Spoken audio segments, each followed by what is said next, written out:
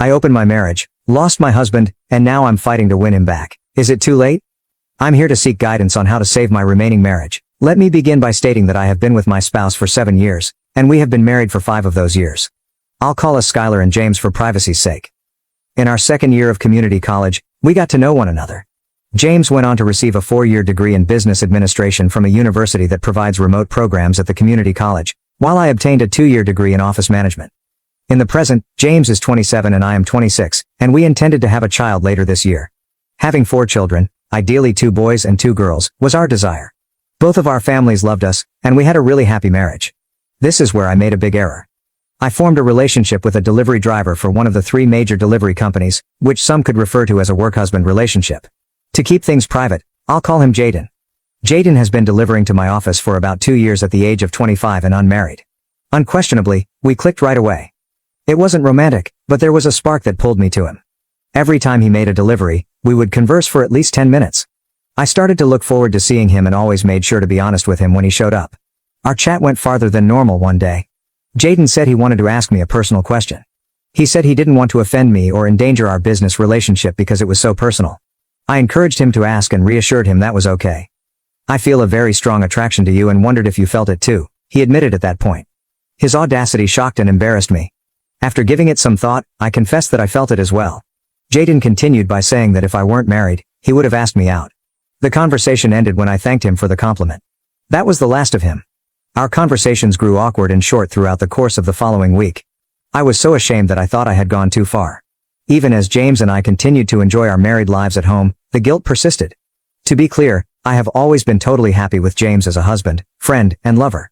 I thought he would have said the same of me at the time. For me, he was ideal. Nevertheless, I mistakenly started to dream about having both my devoted husband and a relationship with Jaden that went beyond business chats. Later, I discovered that this is frequently called eating cake. Intrigued, I began reading up on open marriages and polyamory. I initially thought the concept was nasty and ridiculous. I was certain James would not consent, and even if he did, I wanted to prevent our marriage from being harmed and our family from becoming estranged. Weeks went by, and my married life was still great. But there were still thoughts of Jaden. I came upon a blog article by a lady in an open marriage with the heading "It Doesn't Hurt to Ask." When I went back to the subject, she talked about how she sought a relationship with a man she met while volunteering, even though she loved her spouse. After 2 years of suppressing her emotions, she finally asked her husband on a lengthy drive. He was interested, which surprised her. 4 years later, they apparently had a stronger, happier connection after opening their marriage and finding other lovers. Because it mirrored exactly what I wanted but was too scared to question James about, her tale struck a chord with me.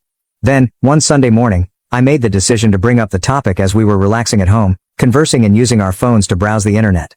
I just read this online post about open marriages, I said immediately to James. How do you feel about them? Are you talking about couples sleeping with other people? He questioned, glancing at me. I reaffirmed and inquired about his thoughts once again. In response, James said he found it repulsive and added that if someone wanted to sleep together, they should simply seek a divorce. I said, it's really becoming popular here in the US and other Western countries, in an attempt to defuse the situation, but his expression made it obvious that he was disgusted by the subject, so I quickly changed the topic. His response made me decide that I would never bring it up again since I didn't want to endanger our marriage, which I thought was fantastic. A few weeks later, James and I were snuggling in bed together, enjoying the glow from a fantastic evening. He remarked abruptly, "Who did you have in mind when you brought up open marriages last week?" As I lay on his chest, unable to see his face, I went cold.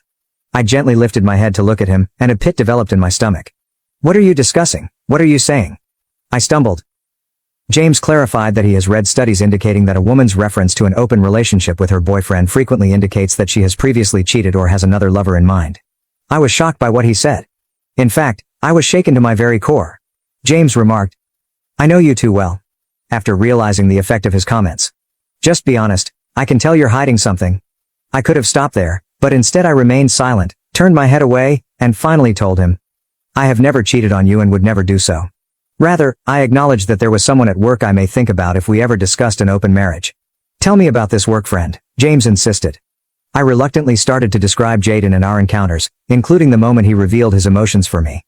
I didn't reveal, though, that I felt the same way about it. I was frightened by James's next statement. "You know, technically, you've already cheated on me." I retaliated defensively, saying, "I haven't cheated?" "Your relationship with this Jaden guy is what's known as an emotional affair," James retorted. James gave me an explanation of the term because I had never heard it before. I listened in frustration as he explained the workings of emotional affairs. James finally proposed that we end the conversation since he needed to go to bed because he had an early start the next day. I couldn't fall asleep, but he did. Rather, I picked up my phone and began looking up emotional affairs. What James had asserted was supported by article after article. My relationship with Jaden was more than simply an emotional one. It was a full-fledged one. I was overcome with guilt. I felt like I had let my hubby down. I went downstairs to make myself some tea because I couldn't sleep, and at around 4 a.m, I fell asleep on the couch. James kissed me awake at 6:45 a.m. "I'm heading out for work," he declared. As usual, I kissed him back and told him I loved him, but this time, with guilt weighing heavily on my mind, I made it clearer than ever. "You should start your day. It's almost 7 a.m. After making love for a few days, we were laying in bed once more when James abruptly remarked, "If you truly want to, I'd be willing to try an open marriage." "Why are you bringing this up now?" I questioned, stunned. He clarified that he had been considering our earlier chats and reasoned that if it was something we wanted, we should attempt it while we were still young. I pledged never to endanger our marriage or our love, but I did show cautious attention. I told him, "You are the most significant person in my life. If our love bond is strong, it will withstand infidelity," James retorted. James didn't respond when I retorted, "A mutual open relationship wouldn't be considered infidelity because we'd both agree to it. Consider our marriage open, starting right now," he remarked instead. Surprised again, I told him to calm down and that we needed to set ground rules. He made the following specifics. We had to let people know ahead of time who we would be sleeping with and when. We had to later, without going into graphic detail, tell each other about the incident. There are no exceptions to the rule that all types of closeness must be protected. I accepted his conditions and suggested a few more. We would maintain the privacy of our open marriage. We would pledge to stay together and prevent these adulterous affairs from ruining our marriage. James declared that he was unable to accept either of these terms. He refused to talk about it more and just said he didn't and wouldn't agree to them when I questioned why. I was worried since this felt totally out of character for James. I snuggled up to him in spite of my discomfort, and we dozed off. I became uncomfortable with the idea of an open relationship throughout the course of the following month because I thought James might be up to something. I chose not to pursue it and concentrated on leading a typical life. I avoided talking to Jaden at work during this time, limiting our exchanges to trivial subjects like the weather or our respective workloads. Then, one day, Jaden asked me if something was wrong and said he truly missed our discussions. I explained to him that I didn't have much time to talk because I was so busy at work and at home. I contemplated whether or not to disclose my open marriage to him. I eventually made the decision to tell him how I wish I could take that choice back. I asked Jaden to join me for a drink after work because it didn't seem acceptable to have such a chat there. He concurred. We got together at a neighborhood tavern with a terrace outside, which was ideal for the warm early spring weather. I asked him directly whether he would be interested in a relationship after telling him about my newly announced marriage. Without hesitation, he said yes. Although he respected my boundaries, Jaden acknowledged that he had been waiting for me to change his mind and that he had been dreaming about me for months. We talked flirtatiously most of the time that night. We decided to have our first romantic meeting at his flat the next day. I made it clear that I had to depart by 6:30 p.m. to go back home to James, who was still my top priority. I came home that evening and made James a delicious meal.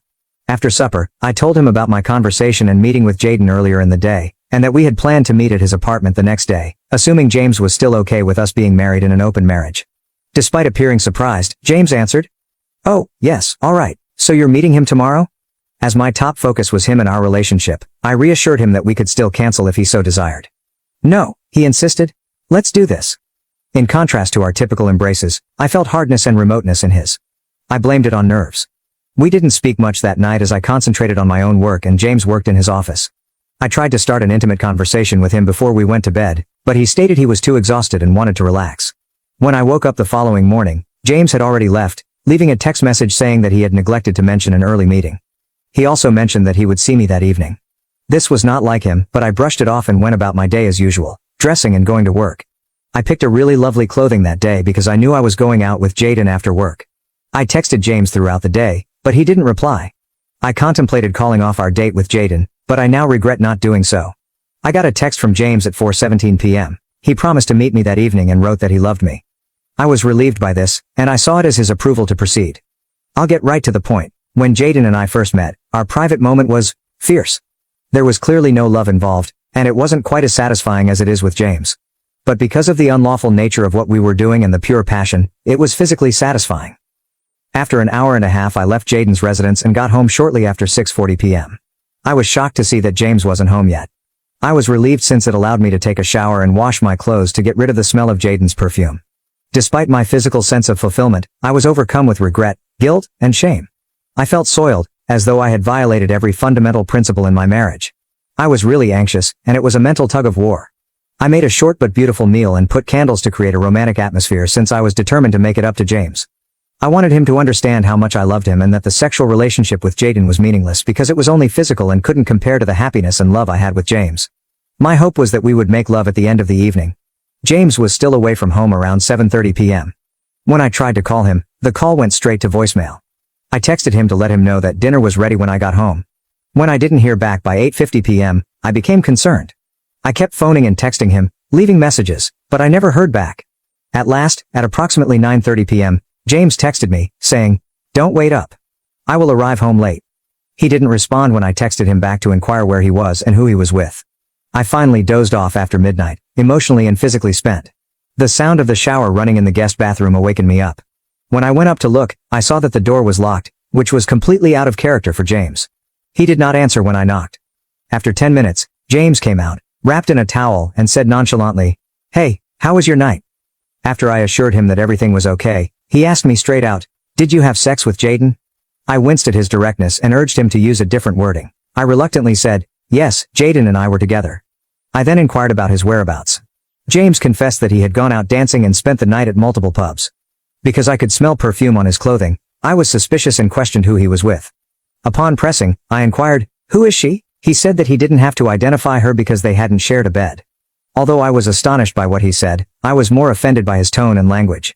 James's angry remarks caused me great concern, although he never used profanity when addressing me. I then questioned him about why he had taken a shower in the guest bathroom. He told me icily that until I had completed 2 STD tests, he would be utilizing the guest bathroom and bedroom. I was devastated by his statements. "This wasn't part of our rules," I objected. I ensured that Jaden wore protection during all of our activities. "Have you never heard of oral HPV or herpes?" James shot back. "Till you're cleared, I won't come within 6 feet of you. Think of this as my personal take on social distancing." I informed James that I wanted to end our marriage right now since I was so distraught and crying. I cried, "This is the last thing I wanted to happen." "No way," James shot back. "I'll have my turn now that you've taken yours." James only stated that he was going to bed since he had an early meeting and needed rest, even though I started crying more. I sobbed on the couch for the majority of the night before dozing off. When I opened my eyes, James was gone.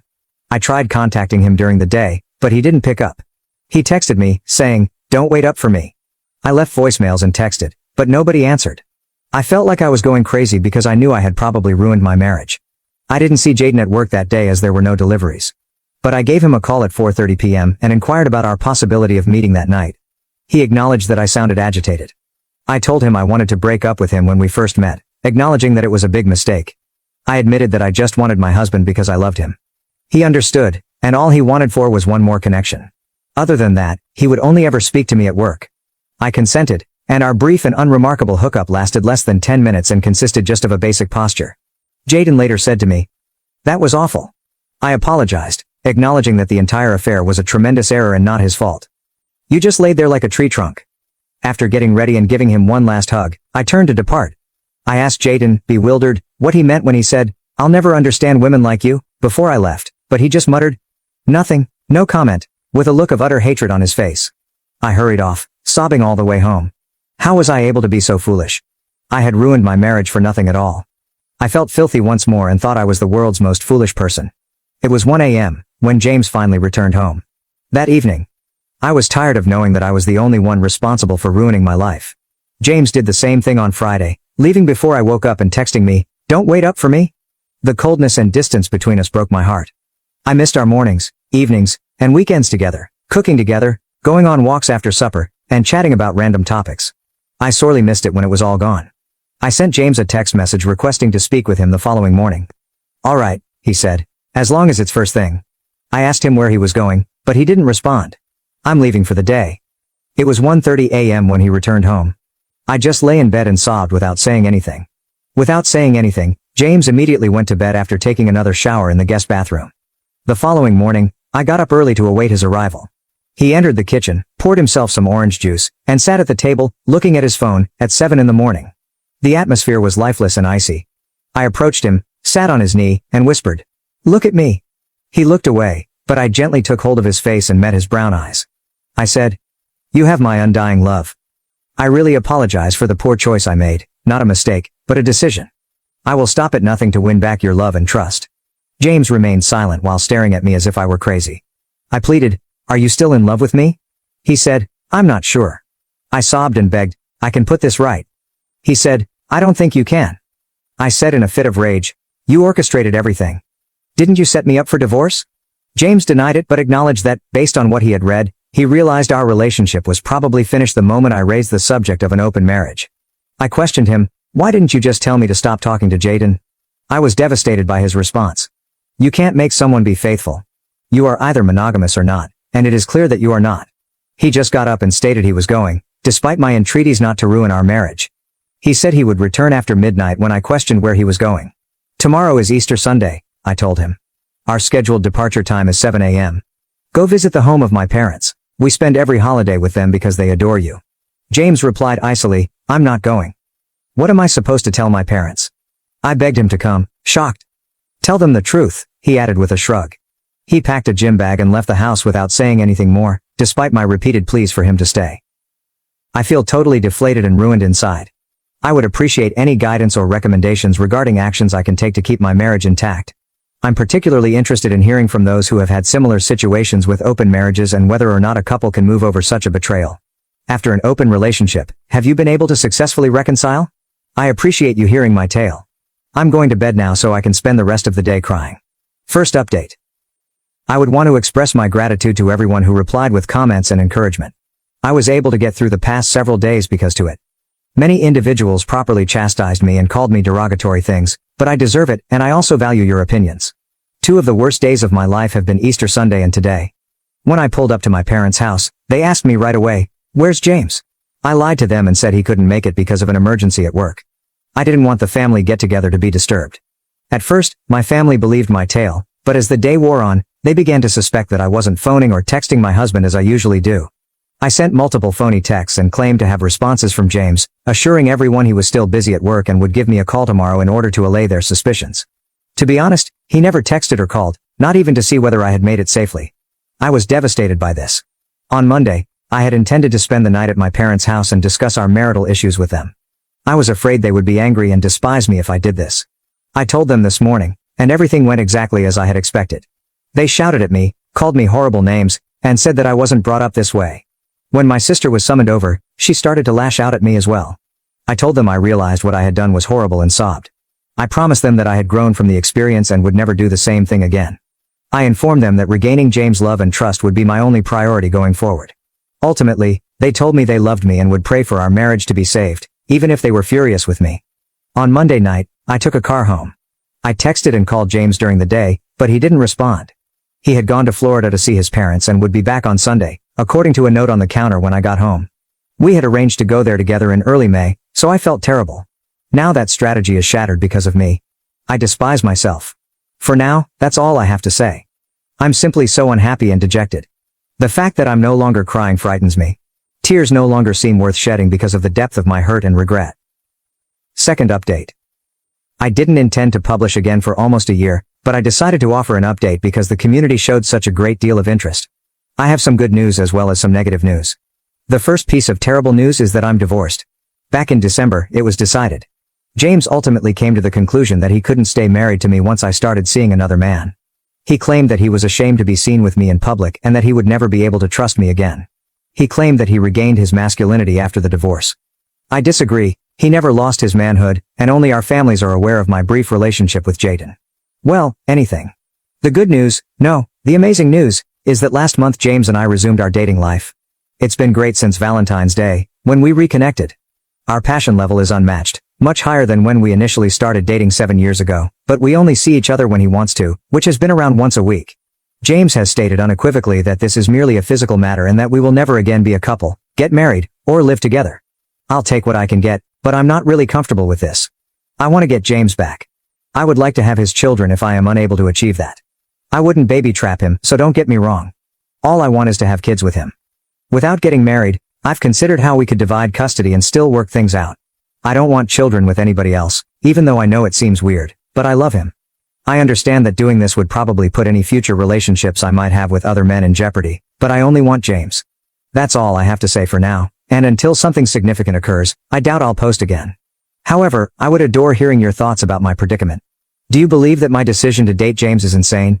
Is it better for me to go on and find someone else to start a family with? P.S. Jaden has never been an option. I simply made a poor choice with him, and I will never do it again. Thank you. Thank you for watching. If you haven't subscribed yet, please do so and hit the notification bell to stay updated with more shocking real-life stories happening around you.